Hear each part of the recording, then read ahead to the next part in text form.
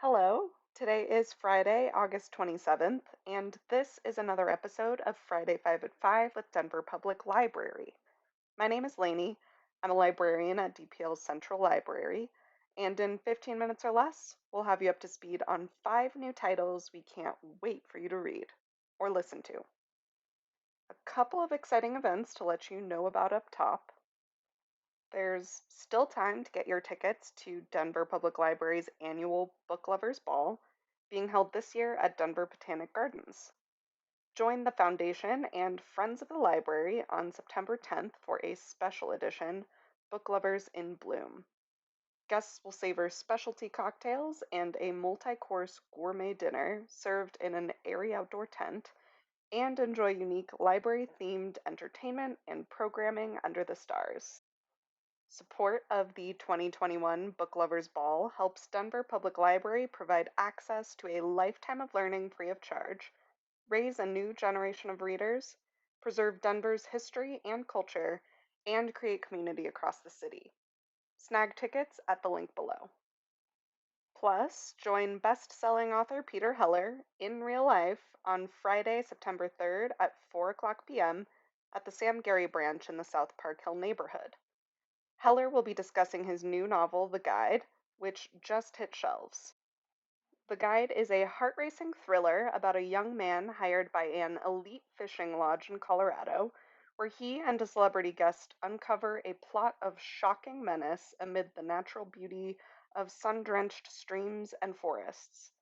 Signed books will be available for sale from Book Bar.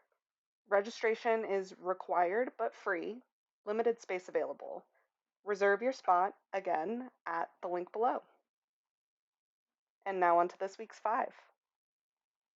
At number 1, we have How to Make an Apple Pie from Scratch in Search of the Recipe for Our Universe from the Origins of Atoms to the Big Bang by Harry Cliff. Available in print and in ebook and e-audio formats on Overdrive. As Carl Sagan once quipped, if you wish to make an apple pie from scratch, you must first invent the universe. But what did he mean? An apple pie is made primarily from apples, flour, and sugar. Because these are all organic, the primary elements are hydrogen, carbon, nitrogen, and oxygen. Carbon, nitrogen, and oxygen are made in small stars and large stars, while hydrogen is made in the Big Bang. So we can see that finding the ultimate recipe for apple pie means answering some pretty big questions. What is matter really made of? How did it escape annihilation in the fearsome heat of the Big Bang? And will we ever be able to understand the very first moments of our universe? In How to Make an Apple Pie from Scratch, Cliff, a University of Cambridge particle physicist and researcher on the Large Hadron Collider, sets out in pursuit of answers. He ventures to the largest underground research facility in the world, deep beneath Italy's Gran Sasso Mountains, where scientists gaze into the heart of the sun using the most elusive of particles, the ghostly neutrino. He visits CERN in Switzerland to explore the antimatter factory, where the stuff of science fiction is manufactured daily. Along the way, Cliff illuminates the history of physics, chemistry, and astronomy, which brought us to our present understanding, and misunderstandings of the world, while offering readers a front row seat to one of the most dramatic intellectual journeys human beings have ever embarked on. If you want to continue this search for understanding, consider The God Equation, The Quest for a Theory of Everything by Dr. MICHIO KAKU, or Light in the Darkness, Black Holes, the Universe, and Us by Heino Falke, the German astrophysicist who made history in 2019 by capturing the first black hole on film.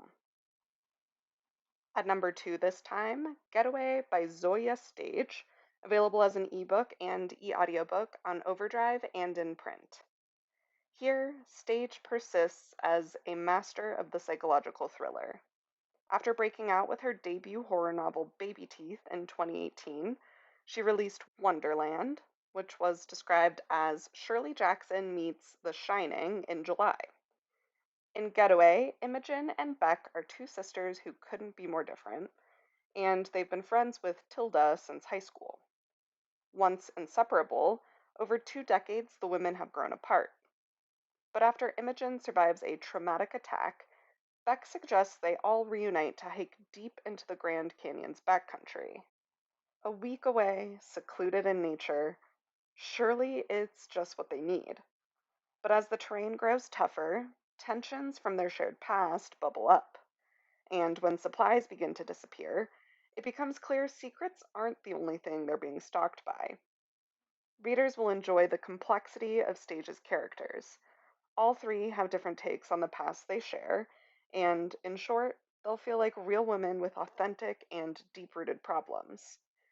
If they're to overcome their issues on this trip, they'll first need to work together to survive it. The aforementioned Peter Heller's 2019 title, The River, set in northern Canada, has a similar psychological twist, while The Danger in Wildland by Rebecca Hodge stems from a fire in the Blue Ridge Mountains. Pick up either of these if you enjoy this one. Next is Eloquence of the Sardine, Extraordinary Encounters Beneath the Sea by Bill Francois, print book available and on Overdrive as an ebook.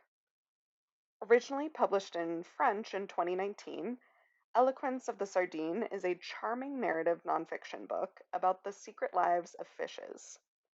Written by a marine scientist and winner of French eloquence competitions, the equivalent of speech and debate events in the US, this book blends Francois' personal history with that of underwater creatures. If we listen to the ocean, what do we hear? What can it teach us? And how can it change us? In lyrical prose, Francois describes his unlikely journey from being a Parisian child, afraid of the water and crippled by self consciousness, to a well spoken and self assured young man with a passion for the ocean and all that inhabits it. In doing so, he tells the stories of sardines, anchovies, eels, suckerfish, and whales, to name a few, and he demystifies these creatures' fascinating conversations. A mix between science and storytelling from past and present both, Eloquence of the Sardine is an invitation to dive deep, a guide to a dreamlike underwater world where legends are often more believable than the incredible reality. For fans of Cy Montgomery's The Soul of an Octopus and Peter Wolben's The Hidden Life of Trees. Ramadan Ramsey by Lewis Edwards is our fourth title today, available in print and on Overdrive in ebook format. After a 20-year absence, Edwards returns with an epic novel bridging two cultures, three families, and four countries against the backdrop of natural disasters and war from the Deep South to the Middle East. Ramadan Ramsey is a child of New Orleans, a Treme kid, and an orphan.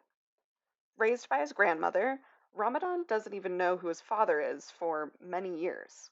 But when he finds out he returned to Aleppo, he sets out to find him, bucking the odds of being a 12-year-old traveling the world solo. The world conspires to help him along the way, and with aid from a Jackson Square tarot reader and a Turkish taxi driver and his family, he journeys right into a war zone. Though Ramadan Ramsey begins with the language of tall tales, it has a great deal in common with the quintessential 18th century novel, one of those door stoppers named after its hero or heroine, following their moral development. Ramadan Ramsey, named too after its hero, who was nearly named Pamela or Tristram, a wink toward readers in the know, is a Dickensian epic updated for the 21st century.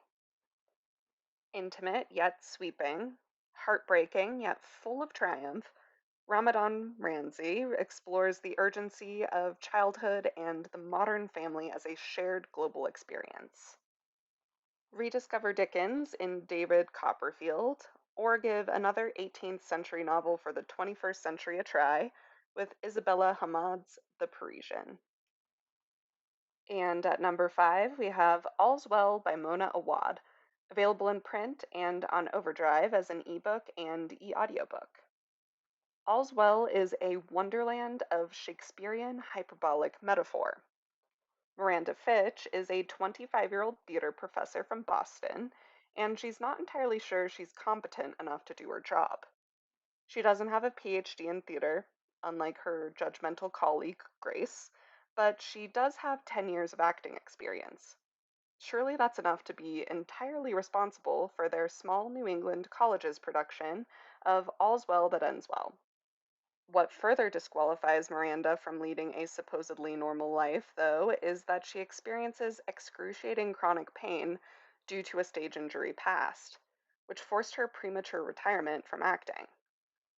Facing a mutiny from her students, Miranda feels as if she has lost control of virtually everything in her life: her body, her career, and now the future of the theater department.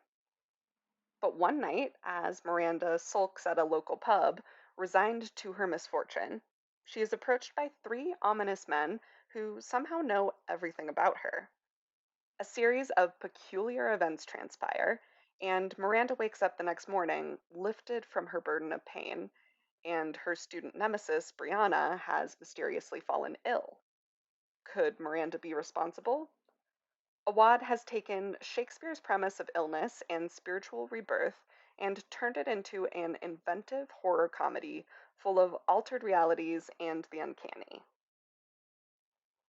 After All's Well, readers may find themselves wanting to pick up Goethe's Faust, which of course makes a cameo in this book, or, on the lighter side, another Shakespearean reimagining, Anne Tyler's Vinegar Girl.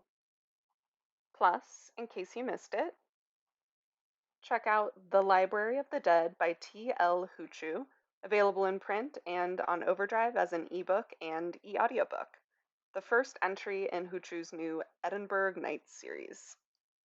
Readers follow a 14-year-old dreadlocked punkish youth named Ropa, who works as a ghost talker, using her unique skills and her mbira, an African musical instrument, to converse with the many deceased of this alternative Scottish city.